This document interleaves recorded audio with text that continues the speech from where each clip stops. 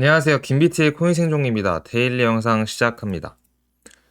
오늘 밤에 CPI 발표가 있죠. 소비자 물가지수 발표가 있는데 예측은 3.1%로 거의 우리가 보통 물가라고 하면 1년에 2%에서 2.5% 물가 오르는 거를 기준치로 잡습니다.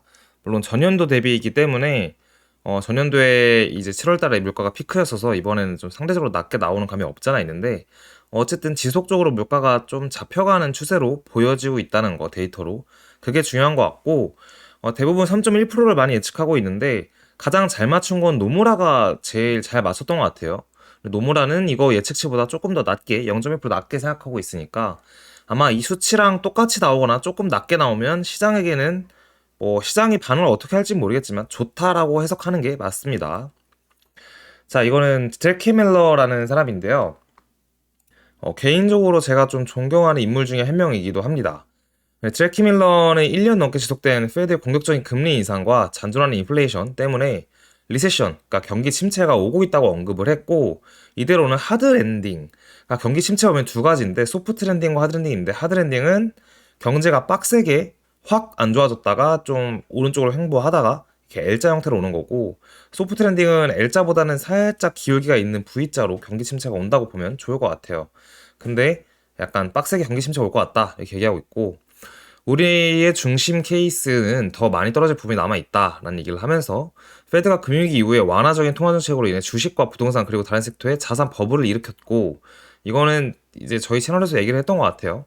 이거에 대한 비판을 했고 22년에는 페드가 방향성을 바꾸고 금리를 올리면서 시장을 절망으로 이끌었고 그리고 그건 버블이 터진 게 아니었다. 더 많은 하락이 남았다라고 얘기를 지속적으로 거의 하고 있습니다.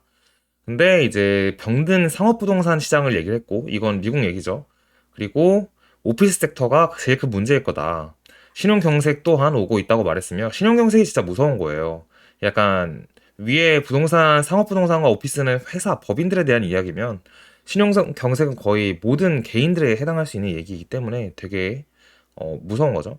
은행 자산이 말라가고 경기 둔화 도중 더 적은 리스크를 질 것이라는 이유를 줬다. 뭐 이런 얘기를 하고 있고 유례없는 가장 크고 광범위한 자산 버블인 환경 속에서 1년 만에 500핀 이상을 하면 지금 이 인상을 한 거를 통해서 우리가 보고 있는 것 이외에 그 기저층에 너무 많은 변화가 일어나고 있고 실리콘밸리 은행, SVB나 뭐 이런 사건들이 있었던 거는 빙산의 예각인 것 같다. 그래서 이번에 올해 안에 무조건 경기 침체가 온다라고 얘기를 하고 있는데 되게 재밌는 게 가끔 경기 침체에 대한 이야기를 하면은 댓글에서 그런 얘기를 많이 하세요. 경기 침체가 오면은 주식이나 코인이 그럼 더 떨어져야 되는 거 아니냐 이런 얘기를 많이 하는데 사실 경기 침체랑은 이제 크게 연관이 없을 수도 있습니다.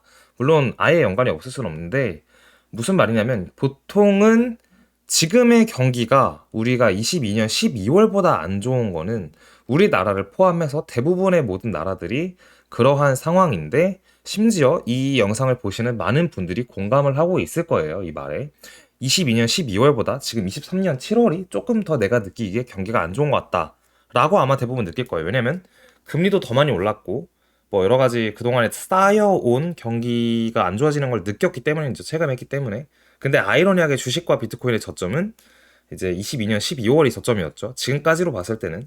그래서 침체가 온다고 해도 그 침체를 빠르면 6개월, 늦으면 1년 정도를, 느리면 6개월, 빠르면 1년 정도를 선행해서 주식시장과, 보통 주식이라고 보죠. 주식시장에는 영향을 미리 받습니다. 그래서 저점을 찍고 이후에 침체가 올 때는 좀 횡보를 하면서 조정을 주다가 다시 경기가 좋아질 쯤에 그 좋아지는 것보다 좀 더 빠르게 주식이 오르는 그러한 경향이 꽤 많습니다.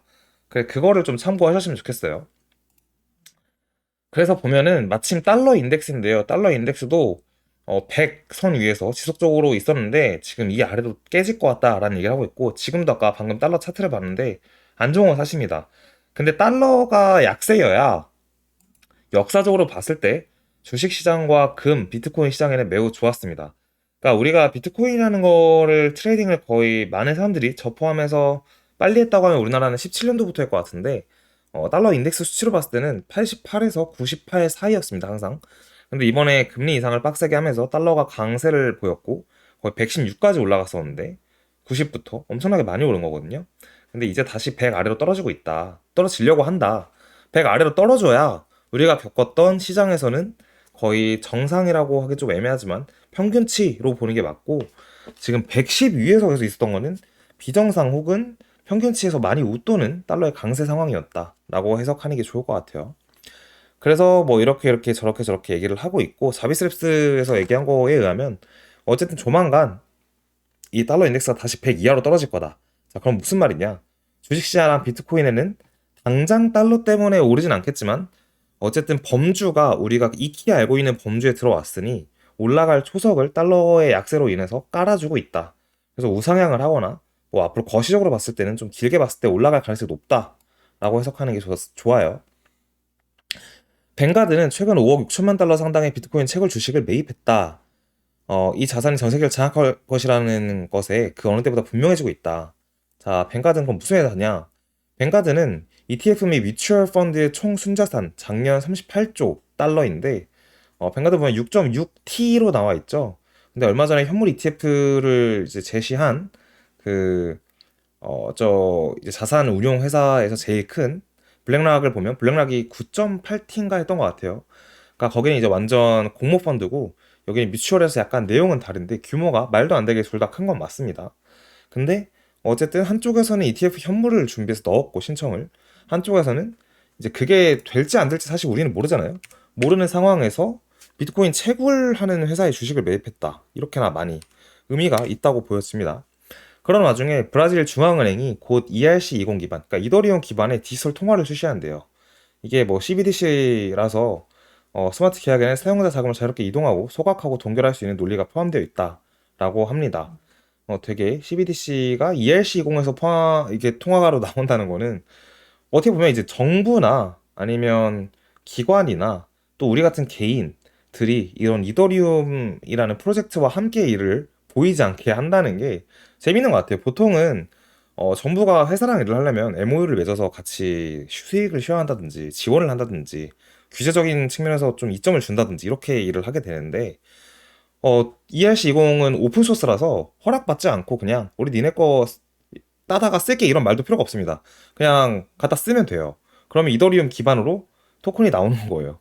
그러다 보니까 좀 새로운 세상에 우리가 한 발짝 다가가고 있지 않나 그런 생각이 조금 드는 부분이네요.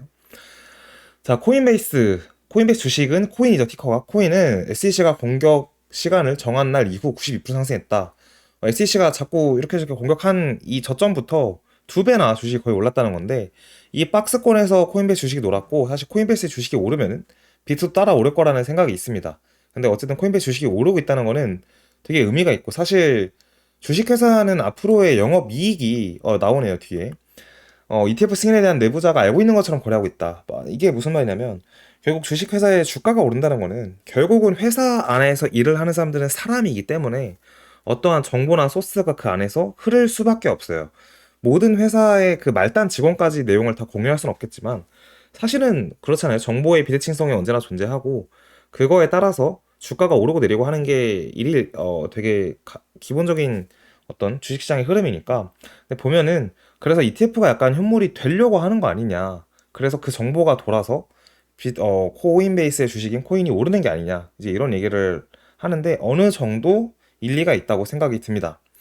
그런 또 와중에 FTX 거래소는 이제 2.0에 대한 얘기를 하면서 FTX 고객들에 대한 클레임 포털이라고 해서 자신의 자산을 이제 요청을 하는 건데 100%를 받은 베스트지만 100%는 못 받겠죠 아마. 그래도 FTX에 묶여있는 자산의 일부라도 어쨌든 받을 수 있게 지금 일단 요청하는 포털이 활성화 됐습니다. 근데 서버가 지금 맛이 가서 바로 로그인이 되지는 않는다고 하고 있네요. 아마 FTX 자금 있으신 분들은 한 번씩 확인을 하시면서 들어가서 자산 요청을 하는 게 좋을 것 같습니다. 그리고 이제 3일 차트 저는 많이 보진 않는데 3일 차트에서 MA51선과 MA200일선이 강세로 교차했다.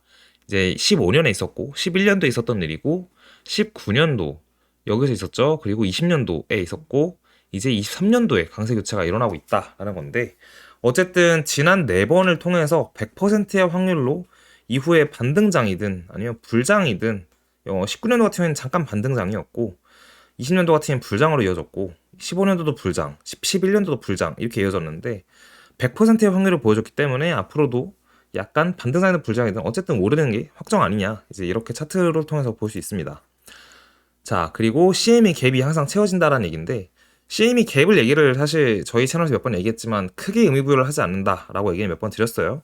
그럼에도 약간 갭을 보게 된다면 35,100달러의 CME 갭이 있는데 이게 루나 사태가 오면서 급락을 하면서 사실 확확 떨어져서 지난 이 이맘때 중반이 메워졌거든요. 안 메워질 것 같았는데 이번에도 32,000달러를 아마 넘는다면 35,000까지 다이렉트로 쏘지 않을까라는 생각을 하고 있습니다. 그러면 차트를 같이 보실게요. 차트 보게 되면 사실 월요일에 했던 말이랑 크게 다를 건 없는 것 같아요. 지금 내용상 31,500이랑 29,500, 2,000달러 갭 차이로 박스권 횡보하고 있는 부분이고, 이것보다 달러 인덱스를 잠깐 봐볼게요, 여러분. 달러 인덱스 보면은 누가 봐도 달러는 제가 옛날에도 얘기했던 것 같은데 비트코인 도미넌스와 달러는 추세다라는 얘기를 했었어요.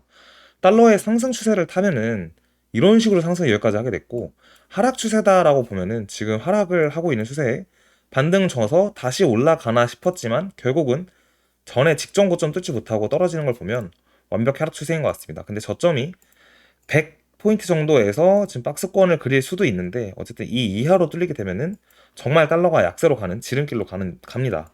그러면 비트코인에는 좋겠죠. 보통 나스닥에도 좋은 거고. 그리고 이제 나스닥을 잠깐 보고 비트코인 얘기 드릴 텐데 저희 채널에서 올해 고점은 48,000달러가 될 것 같아요라는 얘기를 거의 7, 8개월 전부터 했는데 그게 나스닥 기준으로 보면은 22년 3월, 4월 얘기예요. 이 차트가 이렇게 오른쪽 지금 이 차트가 없는 상황이었죠, 그때가.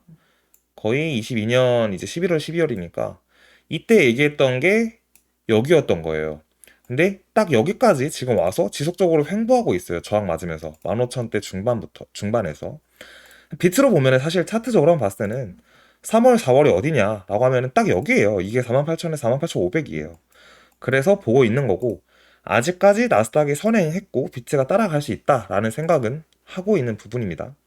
어쨌든 일봉상에서는 그래서 박스권 안에 있으며 어떻게 이제 대응해야 되냐. 오늘 CPI인데 31,500을 넘는다고 바로 올라간다라고 얘기하는 좀 어려워요. 31,500을 넘었을 때 32,000까지도 어떻게 가냐가 중요하고 32,000을 넘는 순간부터는 약간 빠르게 올라서 아마 33,000 중반이거나 CME 갭이 있는 35,000대까지는 무난하게 올라갈 수 있을 것으로 보여집니다. 그렇게 대응을 하는 게 좋을 것 같고 하단으로는 29,500이랑 28,000대까지 열어놓는 게 좋을 것 같아요. 28,000과 28,500, 29,500 이렇게 열어놓고 대응을 하는 편이 좋을 것 같습니다. 근데 아마 이 캔들의 움직임의 느낌으로는 제일 중요한 건 지금 거래량 기준으로 봤을 때 6월 21일부터 거래량이 지속 감소하고 있어요. 한 번씩 가격이 오르거나 거래량이 터진다고 해도 그죠? 그래서 근데 이게 아마 거래량이 이렇게 추세에서 뚫으면서 양봉이든 음봉이든 거래가 나오는 그 구간이 있을 거예요. 그쪽 방향으로 시장이 간다, 추세가 결정됐다라고 보는 게 제일 좋을 것 같습니다. 그럼 오늘 영상 여기까지 하고 오늘 CPI 다들 잘 참고해서 매매에 대응을 잘 하셨으면 좋겠습니다. 그리고 금요일은 아마 이번에 저희가 뭐 일이 있어서 영상을 못 올릴 가능성도 있으니 참고해 주세요. 감사합니다.